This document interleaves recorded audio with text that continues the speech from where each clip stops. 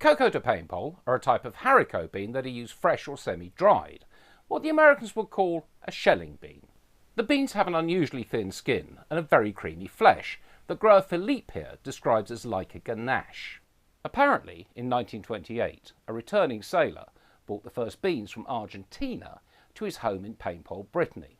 A poor potato harvest later that year led to a sharp rise in the bean's popularity with farmers right across the region. The bean was awarded European PDO status back in 1992, and this means it can only be grown in the Côte d'Or department of Brittany. And of course there's a bean brotherhood.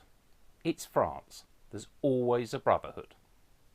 There's nearly 1,500 growers right across the region, most growing on a fairly small scale, some in just gardens or allotments.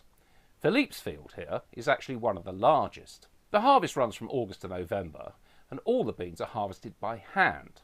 The harvesters are known as plumeurs or pluckers because of the way they pluck the pods from the plant. It looks just like they're plucking poultry. Once harvested, the beans are taken to the nearest pack house where they're bagged up for market. Coco De Paimpol are only available fresh. They're not dried for storage, but Philippe did tell us that they freeze extremely well, so that's the way to extend the season. So what do you do with them?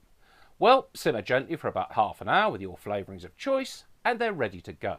Food and wine writer Fiona Beckett adds black pudding and chard for a glorious Spanish treatment inspired by a recipe from the Brindisa cookbook. Pulse guru Chandler just adds chopped shallot, parsley, a little bit of oil and vinegar for a very simple but very delicious salad. To read Jenny's Coco blog post, just Google Coco De Paimpol and she'll be top of the first page. As you would expect. They're often served with whitefish, like hake or cod. And of course, they're perfect for the classic cassoulet. Irresistible. Oh, and if you want to go down the retro route, there's always that white bean cappuccino from a few years back. Disgusting!